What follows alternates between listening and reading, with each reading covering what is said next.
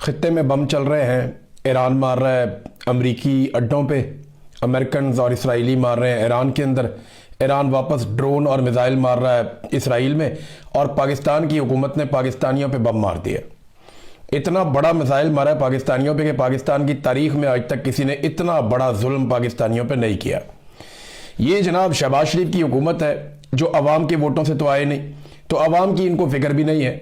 इन्हें पता है कि आसिम मुनीर साहब इन्हें पकड़ के लाए इक़्तिदार में और जाली फार्म 47 पे इनको लाकर बैठा दिया। डील ये है कि इन्होंने आसिम मुनीर साहब से इक़्तिदार लिया और बदले में आसिम मुनीर साहब ने इनसे इक़्तिदार लिया, यानी उन्होंने लाके इनको हुकूमत में बैठाया, इन्होंने उनको एक्सटेंशन दी और साथ में उनको इस्तिस्ना भी दे दिया, फील्ड मार्शल भी बना दिया, और अब ये मिलकर अवाम की खाल उतार रहे हैं। यानी गैर जरूरी तौर पर इन्होंने पागलपन की हद तक पेट्रोलियम मसनूआत की पाकिस्तान में कीमतें बढ़ा दी हैं। जंग लगी है खित्ते में और अभी सिर्फ चंद दिन हुए हैं, आबनाए हुर्मुज़ बंद हुई है, वहां से जहाज नहीं आ रहे। हुकूमत ने दावा किया था कि इनके पास बहुत सारा तेल पड़ा हुआ है, लेकिन इन्होंने जो कीमतें बढ़ा दी हैं वो इस लेवल तक बढ़ा दी कि हुकूमत के अपने हमायती, इनके अपने टाउट्स, इनके अपने दरबारी वो सर पकड़ के बैठ गए। वो ट्वीटें कर करके कह रहे हैं कि यार ये क्या तबाही फेर दी। यानी इस लेवल पे तो किसी ने नहीं किया। इंडिया ने कीमतें क्यों नहीं बढ़ाई? जंग खाली पाकिस्तान के लिए लगी है, बाकी जो आसपास मुल्क हैं किसी ने कीमत ऐसे नहीं बढ़ाई जो पाकिस्तान ने कर दिया अपनी अवाम के साथ। इन्होंने तो ऐसा लगता है कि ये बहाना ढूंढा है, बाकी मुल्कों ने अपनी अवाम के साथ ये नहीं किया। खित्ते में सबसे महंगा पेट्रोल पाकिस्तान में हो गया 55 रुपए लीटर, इन्होंने कीमत बढ़ा दी है। अब आप जब 1 लीटर खरीदेंगे डीजल तो वो आपको पड़ेगा 336 रुपए का, 336 रुपए का लीटर आप डीजल खरीदेंगे आप पाकिस्तान में। देखिए चंद चीजें मैं आपको बताऊं। एक तो खित्ते में सबसे महंगा पेट्रोल अब हमारे पास है और सबसे नकम्मे, नालायक और बदनीयत हुक्मरान भी हमारे पास है। नंबर 2, आलमी मंडी की निस्बत हमने इजाफा ज्यादा कर दिया। यानी आलमी मंडी में अगर आप ये कहते हैं कि आलमी मंडी में तेल की कीमत बढ़ रही है, इस हिसाब से हमने ज्यादा कर दी, तो भाई आलमी मंडी में भी इतना बड़ा इजाफा नहीं हुआ जितना बड़ा इजाफा आपने पाकिस्तान में कर दिया। और आप तो पहले ही अवाम का खून निचोड़ रहे थे, अवाम से इजाफी पैसे ले रहे थे, 100 रुपए के करीब, तो 85 के करीब तो आप लेवी ले रहे थे सिर्फ अवाम से। टैक्सेस की मद में आप 100 रुपए से ऊपर ले रहे थे, बजाय इसके कि आप पब्लिक को रिलीफ देते, आपने क्या किया और उनके ऊपर बोझ डाल दिया। तो आलमी मंडी में इतना इजाफा नहीं हुआ जितना पाकिस्तान के अंदर इजाफा हो गया। नंबर 3, इन्होंने ऐसा लगता है कि जंग को एक अपॉर्चुनिटी के तौर पर लिया कि मौका मिल गया अवाम की खाल उतारने का। उतारो अवाम की खाल, क्योंकि इन्होंने अपने मुंह से कहा था, ये चौथा नुक्ता बहुत इंपॉर्टेंट है, इन्होंने अपने मुंह से कहा था कि हमारे पास तेल के काफी जखायर मौजूद है, कोई परेशान ना हो, बहुत तेल है हमारे पास, इन्होंने ये खुद कहा था, और काफी अरसे का तेल है हमारे पास, इन्होंने ये कहा था। हालांकि डीलर एसोसिएशन कह रही थी कि 2 हफ्ते का है, लेकिन ये कहते थे नहीं हमारे पास बहुत लंबा अरसा तेल है, बेफिक्र रहे। तो जो पहले तेल सस्ता खरीदा हुआ है उसी के ऊपर अवाम से इजाफी पैसे ले लिए, 55 रुपए लीटर। यानी ये तो अवाम को चूना लगाने वाली बात है ना, ये चूना लगा रहे हैं। मैं एक हकीकत आपके सामने रखता हूं कि इमरान खान साहब के दौर में इंटरनेशनल मार्केट में तेल की कीमत आज से भी ज्यादा थी। यानी आज $90 के आसपास, मैं भी चेक कर रहा था, ये सामने मेरे सिस्टम खुला हुआ है, इसके ऊपर मैं देख रहा हूं इंटरनेशनल मार्केट में इस वक्त जो ऑयल प्राइस है ये $90 के आसपास बता रहा है जब मैं ये देख रहा हूं। तो अब मुझे आप ये बताएं कि $90 अभी है, इमरान खान के दौर में $117 फी बैरल था। अभी भी जो इमरान खान साहब के दौर के अंदर पेट्रोल की आलमी कीमत थी उससे बहुत कम है अभी भी। उस कीमत के ऊपर इमरान खान 150 रुपए का डीजल पेट्रोल बेचता था, तो ये सारे जो है ना तत्ते तवे पे बैठ जाते थे, छलांगे मारते थे कि नहीं जी बहुत महंगा हो गया। और आज इमरान खान के दौर से आलमी मंडी में तेल बहुत सस्ता है और ये बेच रहे हैं इमरान खान से डबल से भी ज्यादा कीमत के ऊपर। यानी 300 का भी नहीं बेच रहे हैं, 150 वाला, 336 रुपए का डीजल बेच रहे हैं। ये इन्होंने पाकिस्तान के साथ किया है और झूठ बोलते हैं कि इमरान खान के दौर में इतनी कीमत बढ़ी थी। 120 रुपए का लीटर उसको मिला था क्योंकि निगरान हुकूमत भी बढ़ा गई थी, तो 120 रुपए से 150 रुपए तक इमरान खान साहब ने पहुंचाया था, हौली हौली करके, कभी कम होता था कभी ज्यादा होता, तो 150 तक पहुंचा था। इन्होंने 150 से उठा के पेट्रोल को 336 तक ले गए।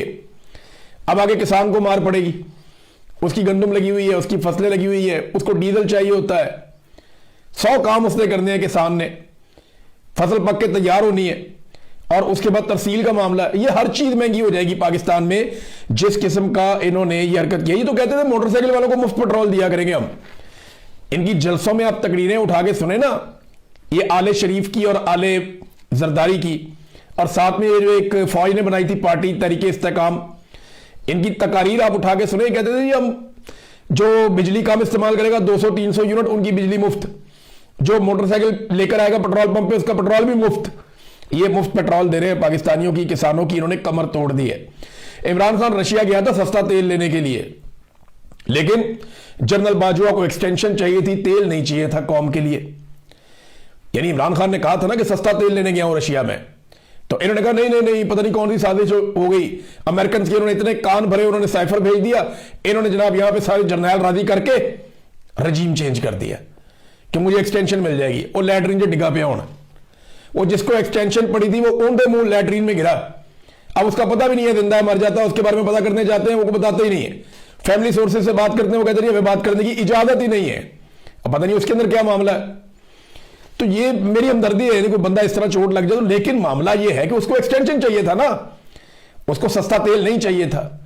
आज वाला भी वही कर रहा है और उस दौर वाला भी वही कर रहा था, इनमें कोई फर्क नहीं है, कोई फर्क नहीं है। महंगाई का तूफान आ जाए, अब आएगा, ये चूना लगाएंगे लोगों को।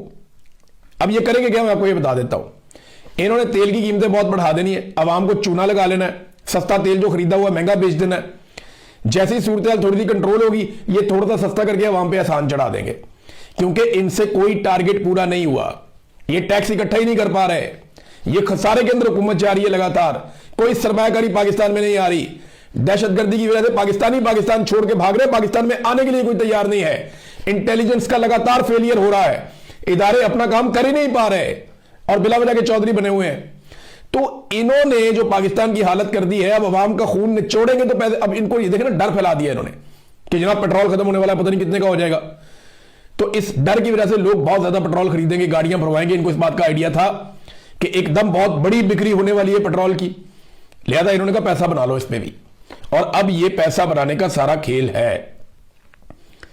देखिए पाकिस्तान के साथ अमेरिका का क्या रवैया है, जिसके पास डोनाल्ड ट्रंप का फेवरेट फील्ड मार्शल है, जिसके पास आंखें मारने वाला, सलूट मारने वाला और चमकने वाला और चमकाने वाला वजीर आजम है, फेवरेट डोनाल्ड ट्रंप का, वो जो है वो अमेरिका इजाजत नहीं देता। अमेरिका इजाजत किसको देता है? भारत को।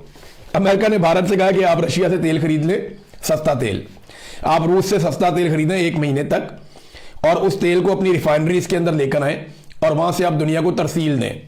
यानी भारत ना सिर्फ रशिया से सस्ता तेल खरीद के लाएगा, यानी कल तक रूस का तेल अमेरिका कहता था कोई ना ले, अमेरिका पाबंदियां लगाता था कि रशिया का तेल कोई ना ले, कल तक अमेरिका ये कहता था। आज वही अमेरिका रूस के तेल की खुद मार्केटिंग कर रहा है। सबसे बड़ा बेनिफिशियरी तो फिर रशिया बन गया ना भाई। गल्फ के अंदर आबनाई हॉर्मस बंद हो गई, वहां से आप खुलवा नहीं पाए, अमेरिका ने पूरा जोर लगा के देख लिया, ईरान ने खुलने नहीं दी। जहां से सैकड़ों की तादाद में जहाज गुजरते रहते थे, वहां पे इक्का दुक्का गुजरते हैं, बहुत कम कोई जिनको ईरान इजाजत दे दे जाओ तुम चले जाओ, और तो वो किसी को जाने नहीं देते, जाने नहीं देते। चाइना को उन्होंने इजाजत दी है, पाकिस्तान को वो दे सकते हैं, पाकिस्तान उनसे बात कर सकता है। लेकिन भारत को अमेरिका ने कहा कि रशिया से तेल ले लो, सस्ता तेल, और उसको अपनी रिफाइनरीज में तैयार करके दुनिया को बेचो और बहरान को काबू करो, और भारत पैसा बनाएगा इसमें भी। तो अमेरिका किसका सका हुआ? फेवरेट फील्ड मार्शल इधर है, सस्ता तेल लेगा इंडिया और पैसा भी बनाएगा इंडिया। ये जो फेवरेट फील्ड मार्शल और फेवरेट वजीर आजम है ना, ये अमेरिका ने ऐसी लात मारनी है ना पाकिस्तान को, और ये इन्होंने हमेशा मारी, हमें इन्होंने हमेशा इस्तेमाल किया टिश्यू पेपर की तरह। तारीख इसकी गवाह है, और ये होना हम होता हुआ देखेंगे। ये जबानी कलामी है, सारा कुछ फायदा सारा इंडिया का है। यानी ये रशिया के तेल की अब मार्केटिंग अमेरिका कर रहा है। मैं तो हैरान हो रहा हूं, जिस तेल पे पाबंदियां लगती थी, और ये खबर पूरी दुनिया में छपी हुई है। रशिया जो है ना वो बेनिफिशियरी है, वो भरपूर प्रोपेगेंडा भी कर रहा है, खुल के आ गया।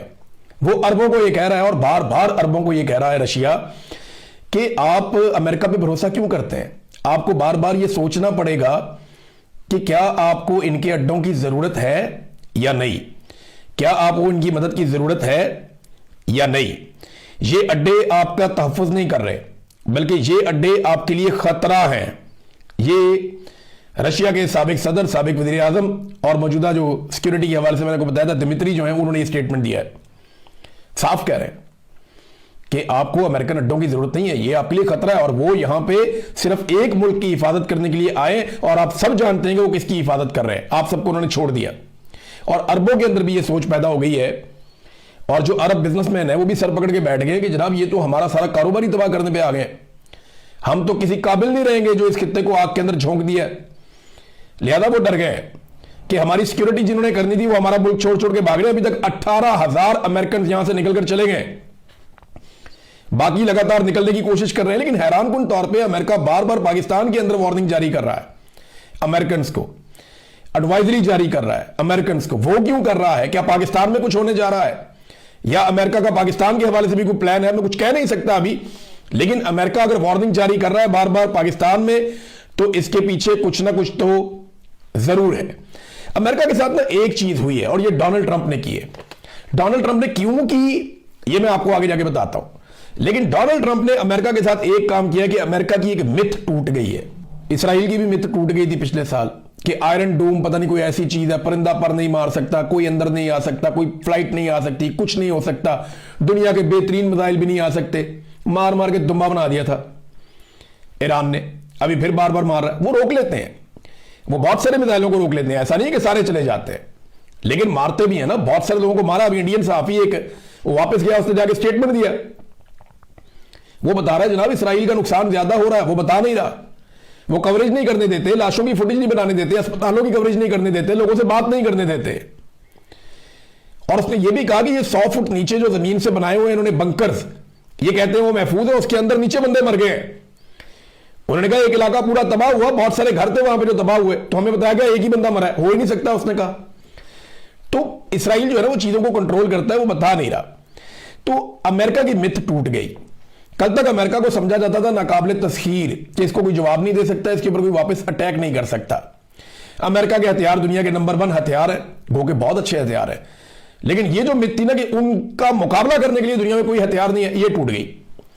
अमेरिका को नाकाबिले तस्खीर समझा जाता था, वो चौधराहट जो अमेरिका की थी जिसको वो एंजॉय कर रहा था, वो अब खतरे में है।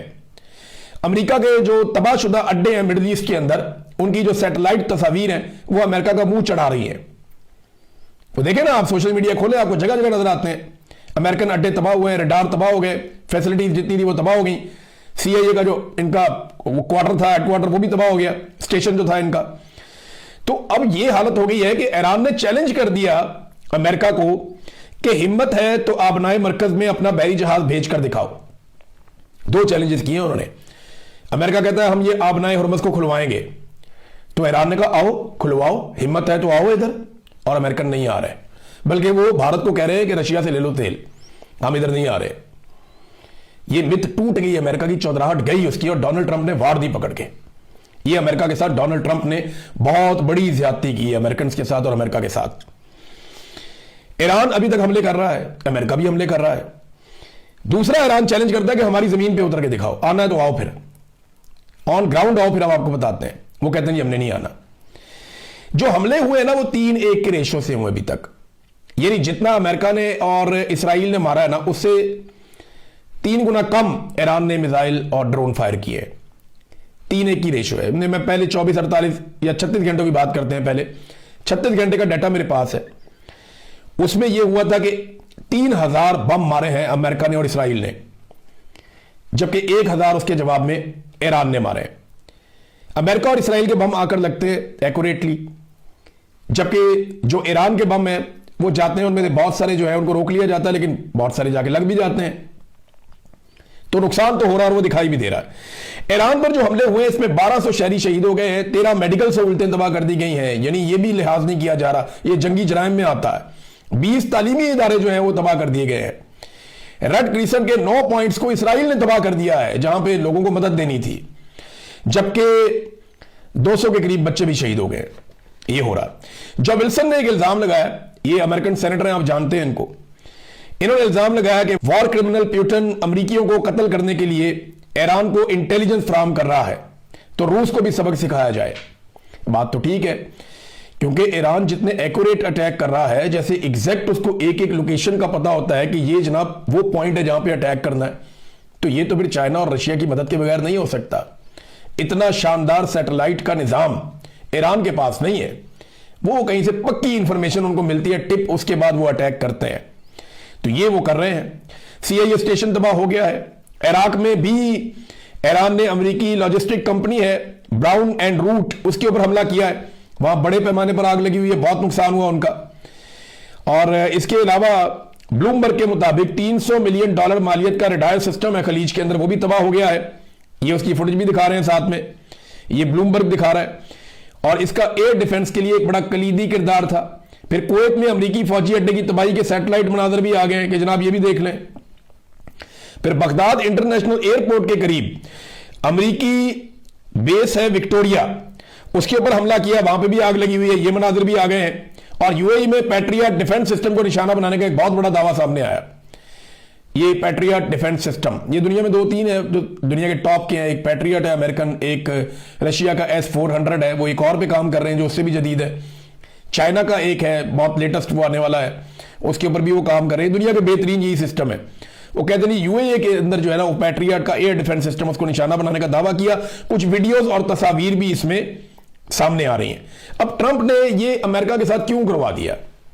अमेरिका के साथ तो ये बहुत घिनौनी हरकत हो गई ना, चौधराहट ही गई।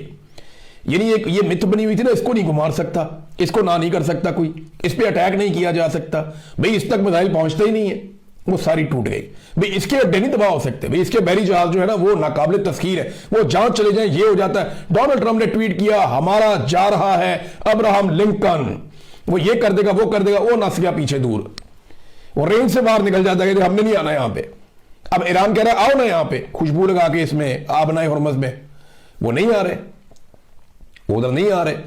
हो सकता है फ्यूचर में आए ईरान को बहुत बुरी तरह तबाह करने के बाद, लेकिन फिलहाल सूरत हाल यह कि अमेरिका की मिथ टूटी है। जो ईरान से इतनी मार खा रहा है, अगर खुदा ना खास्ता कल को चाइना के साथ लड़ पड़ता है या रशिया के साथ लड़ पड़ता है तो क्या होगा इसके साथ? यह है सोचने वाली बात, अमेरिका के लिए भी, अमेरिकन के लिए भी। अब सालसी की कोशिशें हो रही है किसी तरह जो है वो अमन कायम किया जाए।